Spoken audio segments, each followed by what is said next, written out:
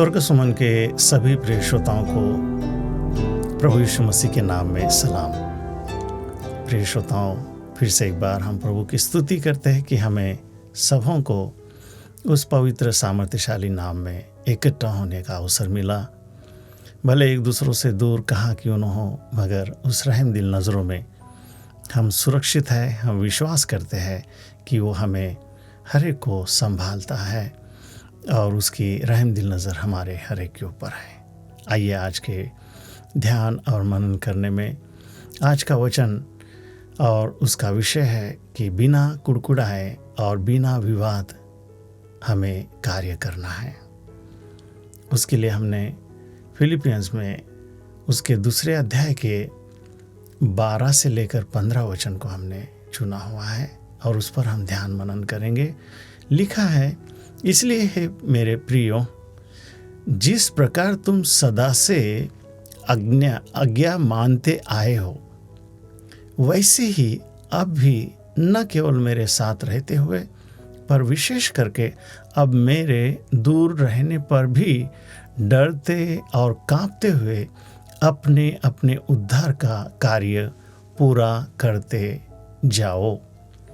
देखिए, पौलुस इस बात को उस प्रकार से मुझे और आपको समझा रहा है कि सिर्फ हम प्रभु के लोगों के सामने दिखाई देते हैं या प्रभु के वचनों के सामने दिखाई देते हैं तब तक ठीक है, मगर इसके अलावा भी हम जब अकेले में हैं तो भी हमें उन बातों के विषय में गंभीर होना है, बहुत ही सतर्क होना है कि ये जो बातें हैं ये प्रभु को भाने वाली होना है। हमारा अस्तित्व प्रभु को पसंदीदा होना है। वहाँ पे लिखा है कि मेरे साथ रहते हुए पर विशेष करके अब मेरे से दूर रहने पर भी डरते और कांपते हुए अपने अपने उद्धार का कार्य पूरा करते जाओ।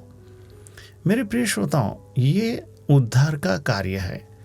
हमारा जो ये यात्रा है ये उद्धार की यात्रा है। इसमें हम रोज़ बरोज़ जो भी कार्य करते हैं उसमें इसका जो संबंध है वो हमारे उद्धार के साथ है। हमारी नजात, हमारा छुटकारा उसके साथ है। हमारी बंधुआई की अवस्थाओं में से छुटकारा पाने का ये एक तरीका है कि हम कांपते हुए, डरते हुए अपने अपने कामों में हमेशा सतर्क रहना है कि मैं जो करता हूँ उसे प्रभु देखता है। आगे लिखा है, क्योंकि परमेश्वर ही है जिसने अपनी सुइच्छा निमित्त तुम्हारे मन में इच्छा और काम, मैं इसे फिर से पढ़ना चाहूँगा, तुम्हारे मनों में इच्छा और काम दोनों बातों को करने का प्रभाव डाला है। यानी हम जो काम करते हैं, हमारे अंदर जो इच्छा है उस काम के विषय में, वो करने के विषय में प्रभु ने वो प्रभाव डाला है। नहीं, इसका मतलब हम वो काम पूरा कर सकते हैं। वो काम पूरा करने की कुव्वत प्रभु ने हमें दी है, वो प्रभाव हमारे अंदर डाला है। आगे का वचन कहता है, सब काम बिना कुड़कुड़ाए और बिना विवाद के किया करो। विवाद यानी ऐसी बातें जिसमें कोई मतलब नहीं है, जिसमें कोई किसी प्रकार का कोई उसमें से कोई कुछ निकलने वाला नहीं है। बस यूं ही बातें करना, विवाद करना, छोटी छोटी बातों से कुड़कुड़ाना, छोटी छोटी बातों से एक दूसरों से नाराज़ होना। और मेरे प्रिय श्रोताओं, इसका संबंध बहुत गहरा है। मेरे प्यारे श्रोताओं, ये जो कुड़कुड़ाना और ये बिना विवाद, ये जो विषय है बहुत गंभीर विषय है, क्योंकि इसका संबंध सीधा हमारे स्वर्ग के उस यात्रा के साथ है। देखो आगे क्या लिखा है, ताकि तुम निर्दोष और निष्कपट होकर टेढ़े और विकृत लोगों के बीच में परमेश्वर के निष्कलंक संतान बने रहो। देखो, हम जहाँ पर है उस जगह का बारे में भी वर्णन प्रभु ने किया हुआ है। वचन में लिखा हुआ है कि ये जो जगह है ये किस प्रकार के लोग हैं, किस प्रकार का माहौल है। टेढ़े और विकृत ऐसे लोगों के बीच में हम परमेश्वर की निष्कलंक संतान। देखो, मैं और आप इन बातों को जब नहीं करेंगे तो हम निष्कलंक संतान बनेंगे, परमेश्वर की निष्कलंक संतान। हमारा परमेश्वर पवित्र है और हमें भी पवित्र बनना है। यही वो बातें मेरे प्रिय श्रोताओं कि इन बातों को न करने से हम पवित्र हो जाते, हम निष्कलंक हो जाते हैं। और आगे लिखा है, जिनके बीच में तुम जीवन का वचन लिए हुए जगत में जलते दीपकों के समान दिखाई देते हो। देखिए, इसका मतलब इस जगत में अंधेरा है और हम इस अंधेरे में हम जलते दीपकों के समान दिखाई देते। कब? जब ये बातें हम नहीं करेंगे। इस प्रकार का कुड़कुड़ाना, इस प्रकार का बिना वाद विवाद करना, ये बातें हमारे बीच में न हो। मेरे प्रिय श्रोताओं, बहुत सीधा वचन है, बहुत सरल वचन है। मुझे नहीं लगता कि इसे समझने में बहुत कठिनाइयाँ हैं।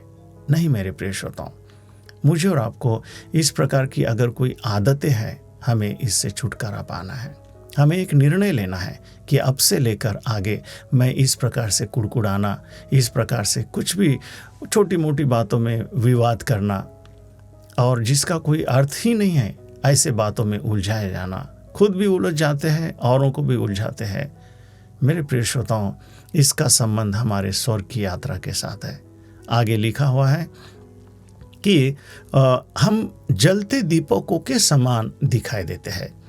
इसका मतलब ये बातें हमारे अंदर नहीं होगी तो एक रोशनी हमारे अंदर आ जाती है, एक उजाला हमारे अंदर आ जाता है और हम रोशनी की संतान।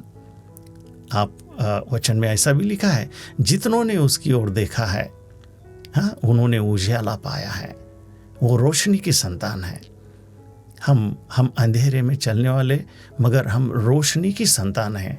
हम उजाले के काम करते हैं। इसका मतलब ये कुड़कुड़ाना और ये वाद विवाद करना, ये सारे अंधेरे के काम हैं।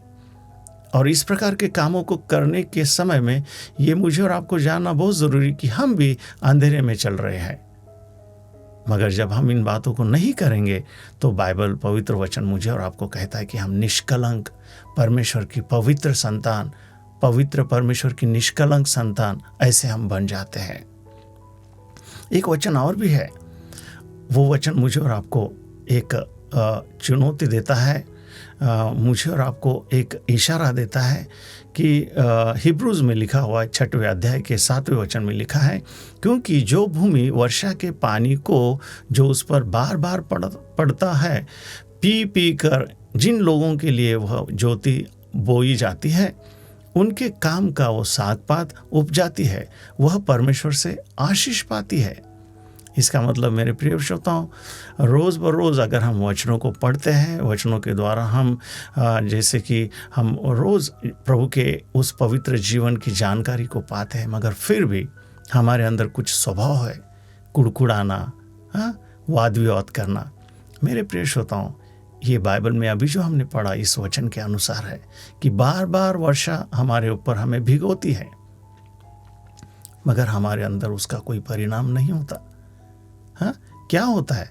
कुछ और एक स्वभाव हमारे अंदर दिखाई देता है। देखिए, ये कुड़कुड़ाना और ये विवाद करना, इसका एक परिणाम जो है ना, बाइबल में लिखा हुआ है कि वो जो ज़मीन है वो किसको उगाती है? झाड़ी और ऊँट कटारे उगाती है। ये झाड़ी और ऊँट कटारे, ये एक इरिटेट यानी एक फ्रस्ट्रेट यानी एक बहुत ही बेचैन जीवन, एक बहुत परेशान जीवन, एक बहुत कठिनाइयों में से गुजरने वाला जीवन, ऐसा ये ज़मीन है।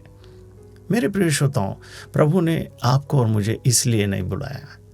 इस प्रकार की बातों को करने के लिए हम नहीं हैं।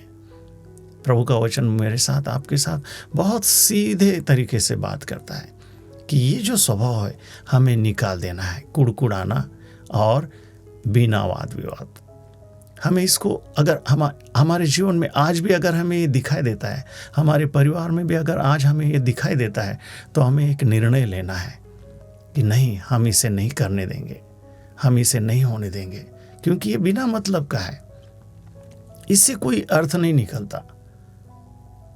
और आगे लिखा है, वो जो ज़मीन है वो निकम्मी और श्रापित होने पर है और उसका अंत जलाया जाना है। देखिए मेरे और आपके साथ प्रभु इन वचनों के द्वारा एक इशारा देकर बात कर रहा है। अगर ऐसे ही स्वभाव में हम रहेंगे तो मेरे प्रिय श्रोताओं, उस ज़मीन के बारे में लिखा हुआ है कि वो ज़मीन निकम्मी और श्रापित होने पर है, क्योंकि बार बार वचनों से वो सुनता है मगर फिर भी उसी प्रकार के विवाद में चलना, उसी प्रकार के कुड़कुड़ाहट के स्वभाव में रहना किस प्रकार को उगाती है? वो ज़मीन झाड़ी और ऊँट कटारे उगाती है। मेरे प्रिय श्रोताओं, बाइबल कहता है वो श्रापित होने पर है। श्रापित नहीं हुई है, अभी भी मौका है, मगर वचन कहता है वो श्रापित होने पर है। इसका मतलब मुझे और आपको तुरंत एक निर्णय लेना है कि हम आज से इस प्रकार के विवाद और कुड़कुड़ाने वाले स्वभाव में हम नहीं चलेंगे, वरना आगे का वचन कहता है उसका अंत जलाया जाना है। मेरे प्रिय श्रोताओं, आइए हम प्रार्थना करेंगे और फिर से एक बार समर्पण करेंगे। हे पवित्र पिता, अनादि पिता, आज के पवित्र वचनों ने आपने मुझसे, हम सबों से बात की है कि अगर हमारे अंदर ऐसे कुछ स्वभाव है जो बिना मतलब के गॉसिप्स, बिना मतलब के कुछ विवाद करना, कुड़कुड़ाना, छोटी छोटी बातों से नाराज़ होना, प्रभु हमें इन स्वभावों को हमें दूर करने के लिए आप हमारी सहायता करो। हमारे प्रिय श्रोता इन सारे गलत स्वभाव से दूर होकर एक प्रभु के जीवन में आनंद और समाधान में रहे। इस वक्त हम प्रार्थना करते, हमारे श्रोताओं में कोई दुखी है, निराश है, बीमार है, अकेला है, चिंताओं में है, किसी प्रकार के सोच और किसी प्रकार के दुख तकलीफ़ों का सामना कर रहा है, आज के इन वचनों के द्वारा वो आज़ाद हो, वो शांति और समाधान को अनुभव करे, क्योंकि प्रभु का वचन शांति देता है, प्रभु का वचन छुटकारा देता है, प्रभु का वचन समाधान देता है। धन्यवाद करते हैं, हमारी प्रार्थना को आपने सुन लिया है प्रभु, धन्यवाद करते हैं।